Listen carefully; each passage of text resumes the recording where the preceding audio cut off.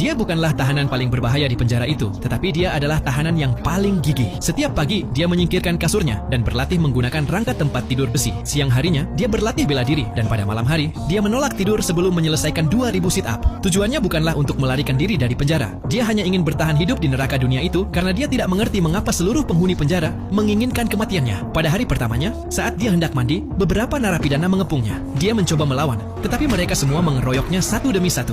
Tepat saat itu, alarm penjara berbunyi, dan sebelum pergi, mereka membenturkan kepalanya ke jeruji besi. Dia kehilangan 8 gigi. Karena dia tidak punya uang, dokter penjara memasangkan gigi baja murah sebagai gantinya. Beberapa hari kemudian, dia diserang lagi oleh para tahanan lainnya. Kali ini, dia melawan demi menyelamatkan nyawanya sendiri. Namun pengadilan penjara mengabaikan siapa yang memulai perkelahian itu.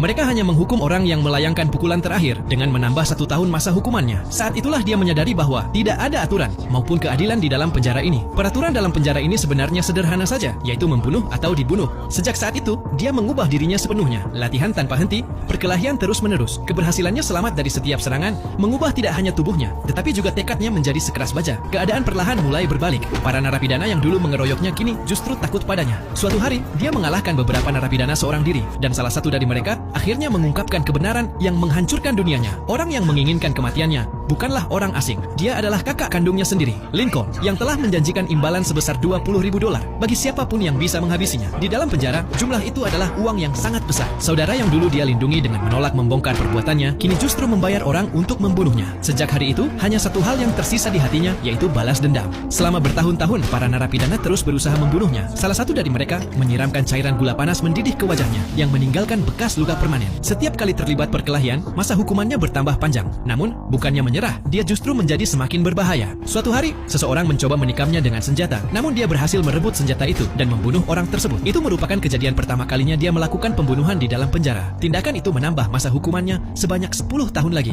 Namun, dia tidak peduli. Dia menjadi begitu kuat hingga hampir tak ada seorang pun di penjara yang mampu melawannya. Akibat serangkaian perkelahian, masa hukumannya pun akhirnya mencapai 99 tahun. Dia bahkan menyerang sipir penjara yang mencoba menghentikannya. Butuh pasukan anti huru-hara dalam jumlah besar untuk akhirnya bisa melumpuhkannya. Di tengah masa itu, ibunya datang menjenguk dan mengabarkan bahwa dia menderita kanker pankreas stadium akhir. Sang ibu memintanya untuk menjaga diri karena mungkin takkan bisa bertemu lagi dengannya. Hanya berselang 1 minggu, dia menerima kabar bahwa ibunya sedang sekarat. Dia membuat kesepakatan dengan kepala penjara. Dia bersedia memberikan kesaksian yang memberatkan saudaranya sebagai imbalan atas izin keluar sementara selama beberapa jam. Namun, saat dia tiba di rumah sakit, segalanya sudah terlambat. Ibunya telah tiada. Seandainya polisi tidak berhenti di tengah perjalanan, mungkin dia sempat melihat ibunya untuk terakhir kalinya. Jika kalian penasaran dengan kelanjutannya, silakan tonton filmnya secara full. Film ini berjudul Avengement, yang dirilis pada tahun 2019.